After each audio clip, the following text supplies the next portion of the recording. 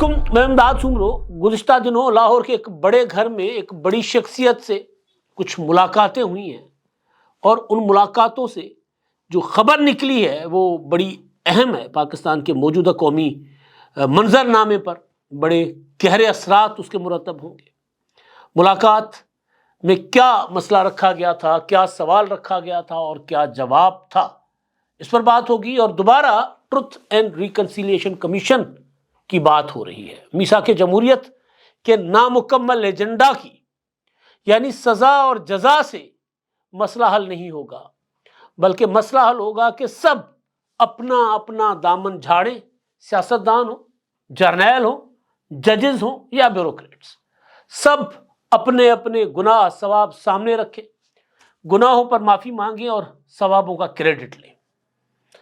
Army chief of defence forces field marshal Asim Munir اور بلاول بھٹو زرداری صاحب ایک ہی سٹیج پر ایک ساتھ نظر آئے۔ ان سارے معاملات پر بات ہوگی، اور پاکستان کو ہارڈ اسٹیٹ بنانے کے ساتھ ساتھ پاکستان کا ایک سافٹ امیج بنانے کی کوشش کی جا رہی ہے، اور اس پر تیزی سے کام چل رہا ہے اور غیر محسوسانہ طریقے سے کام ہو رہا ہے۔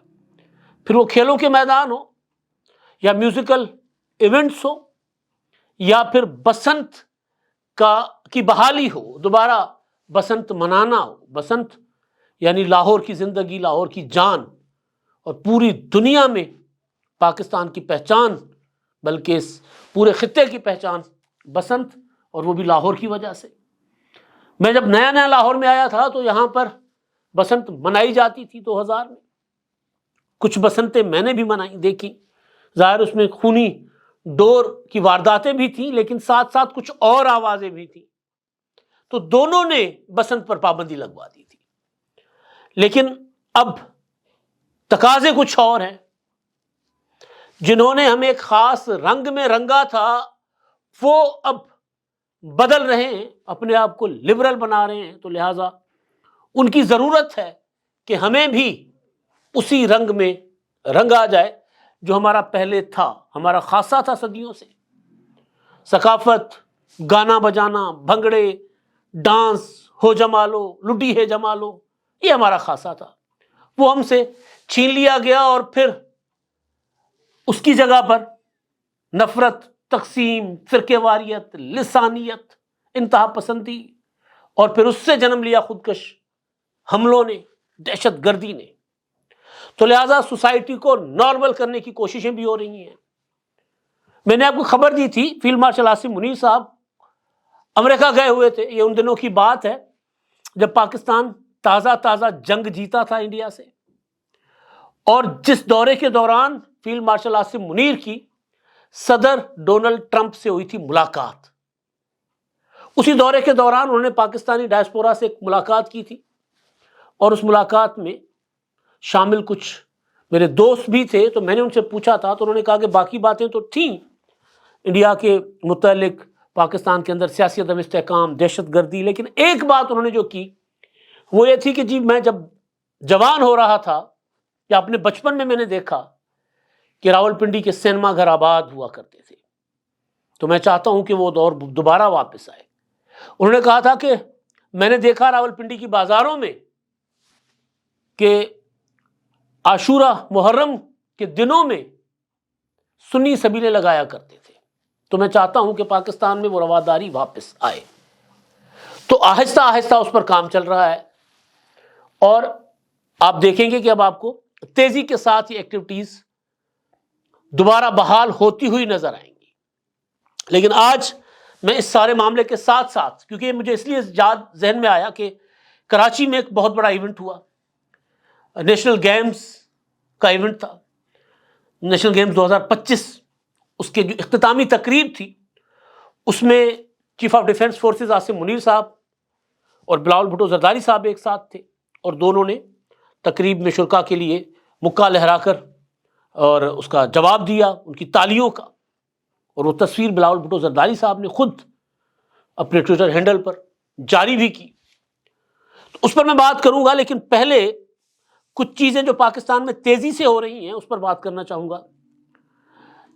11 دسمبر یعنی سابق جنرل یا سابق DGISI فیض حمید صاحب ظاہر اب سزا یافتہ ہو گئے کورٹ مارشل سے، تو میرا خیال ہے ان کو ریٹائرڈ جنرل نہیں کہا جا سکتا، کیونکہ جب کسی کو کورٹ مارشل سزا دے تو میرا خیال ہے سارے ان سے ٹائٹلس وغیرہ لے لیے جاتے ہیں، جس طرح پچھلے دنوں عادل راجہ کو سزا ہوئی تھی۔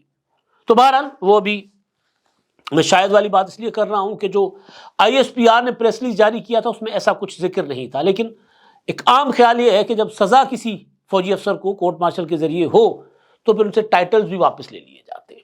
تو بہرحال دیکھتے ہیں کہاں تک معاملہ جاتا ہے فیض حمید کا۔ تو اس کے بعد ایک عمومی تاثر پاکستان میں یہ ہے کہ عاصم منیر صاحب نے جو ہارڈ اسٹیٹ پاکستان کو بنانے کی بات کی تھی اس پر تیزی کے ساتھ عمل ہو رہا ہے۔ اب اس میں عاصم منیر اپنا فیض حمید صاحب کو تو سزا ہو گئی، اب سوال یہ ہو رہا ہے اور میں یہ سوال کر رہا ہوں کہ پاکستان میں پرویز مشرف ہو یا فیض حمید ہو یا اس سے پہلے ظہیر الاسلام جنہوں نے بینظیر بھٹو شہید کی حکومت کے خلاف کو کرنے کی کوشش کی تھی، ان کو تو کسی نہ کسی طرح کٹڑوں میں لایا گیا، سزائیں ہوئیں، پھر سزائیں ختم بھی ہوئیں، پھر وہ رہا بھی ہو گئے، پرویز مشرف صاحب کی سزا دوبارہ بحال بھی ہو گئی، اور کئی فوجی افسروں اور فوجی جو ہے وہ جوانوں کو سزائیں بھی ہوئی ہیں۔ لیکن ہمارے ہاں عدلیہ کے اندر وہ لوگ جو جمہوریتوں کے اوپر شب خون مارتے رہے یا شب خون مارنے والے تالے آزماؤں کا ساتھ دیتے رہے، ان کا احتساب کوئی نہیں کرتا۔ وجہ یہ ہے کہ جی عدالتی فیصلے پر پکڑ نہیں ہو سکتی۔ بھائی اگر ایک جج آئین توڑنے والے اقدام کو جائز قرار دے تو اس کی پکڑ کیسے نہیں ہو سکتی؟ آئین میں ترمیم کر کے اس کی پکڑ کریں۔ اگر ثاقب نثار عمرتا بندیال پروجیکٹ سازی میں فیض حمید کے اور قمر جاوید باجوہ کے حصے دار تھے تو فیض حمید کو تو سزا ہو گئی، دوسرے پارٹ کو سزا کیوں نہیں ہو رہی؟ یہ سوال اٹھایا جا رہا ہے اور کہا جا رہا ہے کہ ان کو بھی رگڑا دیا جائے گا کیونکہ پاکستان ہارڈ اسٹیٹ بننے جا رہا ہے۔ لیکن ایسے سارے اس موقع پر ایک بات جو سب سے زیادہ موزوں اور لاجیکل ہے میرے سامنے، وہ بڑی دلچسپ ہے۔ میں اکثر کہتا ہوں کہ ہم دائروں کا سفر ہمارا ختم نہیں ہو سکتا، دائروں میں ہمیں نہیں رہنا چاہیے، ہمیں دوبارہ زیرو سے سٹارٹ کرنا چاہیے، سب کو مل بیٹھ کر اپنے اپنے گناہوں اور ثوابوں کا حساب کرنا چاہیے اور پھر دوبارہ سے شروعات کرنی چاہیے۔ جس نے جو کیا اس کی معافی مانگے، جس نے اچھا کیا اس کو شاباشی دی جائے اور پھر نئی شروعات کی جائے کہ آئندہ کوئی آئین کے دائرے سے باہر نہیں جائے گا۔ میں نے پہلے بھی کہا تھا کہ نئے صوبے بنانے کا تجربہ کرنے والے، ادھر ادھر کی باتیں کرنے والے ایک بار آئین پر عمل کر لیں۔ تو ایسے میں خواجہ سعد رفیق صاحب جو ہے مسلم لیگ نون کے رہنما ہیں اور وہ انتقام یا لوگوں کو جیلوں میں ڈالنے اور اس کے خلاف ہیں۔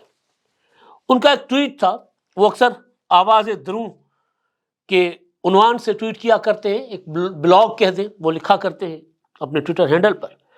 انہوں نے کل ایک ٹویٹ لکھا جس میں انہوں نے، میں ان کا پورا ٹویٹ نہیں پڑھتا، کچھ متعلقہ چیزیں میں آپ کو پڑھ کر سناتا ہوں۔ وہ کہتے ہیں جنرل پرویز مشرف کی جلا وطنی و تنہائی اور جنرل فیض حمید کی سزائے قید خوشی کا نہیں عبرت کا مقام ہے۔ غلط کاموں کا نتیجہ جلد یا بدیر غلط ہی نکلتا ہے۔ مجھ سمیت جنرل فیض حمید کے بیشتر متاثرین اس موقع پر استغفار کا ورد کر رہے ہیں، جبکہ جنرل فیض حمید سے مسلسل فیضیاب ہونے والے اور ان کے اشارے ابرو پر رقص کرتے ہوئے ہم پر حملے کرنے والے پیشہ ور رقاص اب اسی شدت کے ساتھ راگ درباری کا آلاپ کرتے ہوئے اپنے سابقہ باس کی سزا پر داد و تحسین کے نعرے لگا رہے ہیں۔ یعنی عبرت حاصل کرنی چاہیے آج جو طاقت میں بیٹھے ہیں، کہ جو آج ان کے حق میں ان کی خوشامد کے لیے زمین آسمان کی کلامیں ملا رہے ہیں، کل جب وہ اس کرسی پر نہیں ہوں گے تو ان کے ساتھ بھی وہی ہوگا جو باجوہ کے ساتھ ہوا۔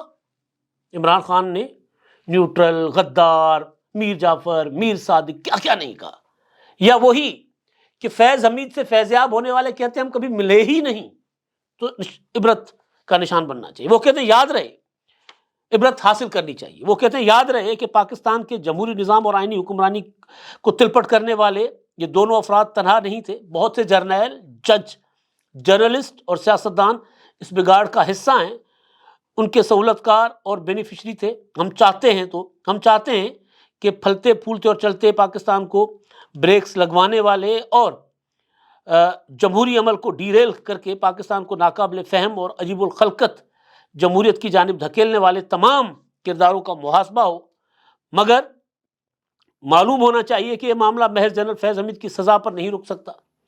گزرتے وقت کے ساتھ حساب کتاب کا روڈ رولر حرکت میں آتا رہے گا، بات آگے پیچھے بڑھتی اور پھیلتی جائے گی، نتیجتاً پاکستان کو بار بار نئے عذاب، تنازعات اور طوفان بھگتنا ہوں گے۔ مناسب ہوگا کہ ٹروتھ اینڈ ریکنسیلیشن کمیشن بنایا جائے، افراد، جماعتیں، ادارے اپنے اپنے گناہ اور غلطیاں تسلیم کریں اور آئندہ کے لیے آئین کو اس کی اصل حالت میں بحال کر کے قانون کی حکمرانی تسلیم کی جائے، عوامی جمہوری نظام اس کی روح کے مطابق اس سمیت اس کا نفاذ کیا جائے۔ یہ ہے وہ بات کہ جی آپ دیں سزائیں، کتنوں کو دیں گے، کہاں تک معاملہ پیچھے جائے گا؟ تو لہٰذا بہتر یہی ہے کہ سب کو بٹھائیں۔ میثاق جمہوریت محترمہ بے نظیر بھٹو شہید کی سوچ کے مطابق سامنے آیا تھا۔